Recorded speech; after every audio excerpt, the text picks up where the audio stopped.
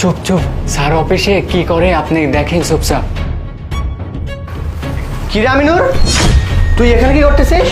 Sir এই যে একটু এদিকে ময়লা হয়েছে তো তাই একটু পরিষ্কার করতে লাগছিলাম স্যার। ময়লা হয়েছে তো সিলিং এর দিকে কি করতেছিলি তুই? স্যার ওই যে উপরে একটু ময়লা হয়েছিল। তোর কিন্তু লক্ষণ আমার ভালো লাগতেছে না। তোর কি অফিসে চাকরি করার কোনো ইচ্ছা আছে? স্যার চাকরি করার ইচ্ছা থাকবে না কে? বেশি লাফালাফি করিস না। আর শোন, তুই যা এখন বের হ। আমার অনুমতি ছাড়া আমার এই কেবিনের মধ্যে দ্বিতীয় কেউ যাতে আর না ঢুকে।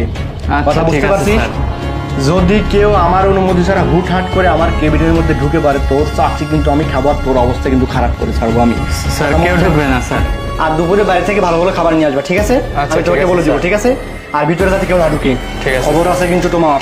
যাও।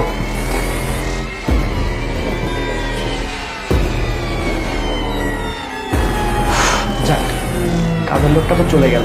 কাজ করি, আমার জান একটা ফোন নেই।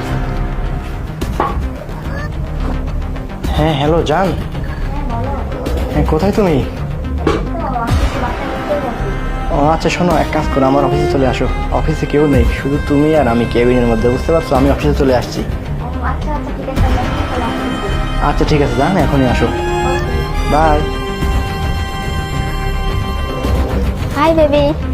আরে জান, তুমি চলে আসছো? হ্যাঁ আমি চলে আসছি। আরে কোথায় বসছো? আমার কাছে আসো।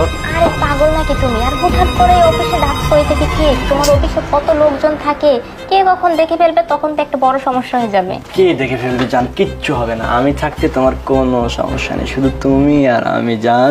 তারপরেও বুঝো না, এখানে অনেক কর্মচারী আছে, কাজ করে, আর আমরা তো এখানে দেখা না করে বাইরেও গিয়ে দেখা করতে পারি, তাই না? হ্যাঁ বাইরে দেখা করতে পারে, তুমি বুঝতেছো না? আমার বউ যেই খারাপের খারাপ, ওর মাথায় যেই বুদ্ধি। আমি একদিনও আমাকে বাড়ি দেখবে, কেউ যদি একবার বলে দেয় যে আপনার স্বামীকে বাড়ি দেখছে, তাহলে ও আমার পিছনে আমাকে সন্দেহ করবে, বুঝতেছো না? আর বাড়িতে ওরে এই কথা তো বলাই যাবে না, সেজন্য অফিসে। আর অফিসে আমার কেবিনে আমার অনুমতি ছাড়া কেউ ঢুকতে পারবে না, বুঝতে আচ্ছা পারছো? শোনো না, আমি একটা কথা বলি, তোমার বউকে ডিভোর্স দিচ্ছ না কেন? ওকে ডিভোর্স দিয়ে দিলেই হয়, তারপরে তো আমরা দুজনে বিয়ে করতে পারি, তাই না?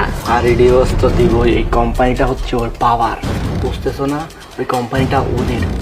এই কোম্পানি থেকে যদি আমাকে বের করে দেয়, এখনই ডিভোর্স দেওয়া যাবে না। এই কোম্পানিটাকে কোনো মতে শুধু একবার আমার নামে করলে, তারপরে ওকে লাফ দিয়ে বের করে দিয়ে তোমার সাথে সংসার করবো, বুঝতে পারছো? আচ্ছা তুমি ঠিক কথা বলছো। শোনো, তাড়াতাড়ি না এই কোম্পানিটা আগে তোমার নামে করে নাও, ঠিক আছে? তারপর তোমার বউকে যত তাড়াতাড়ি পারবা ওকে ডিভোর্স দিয়ে দিবে, তারপরে আমি ঠিক তোমার সাথেই থাকবো।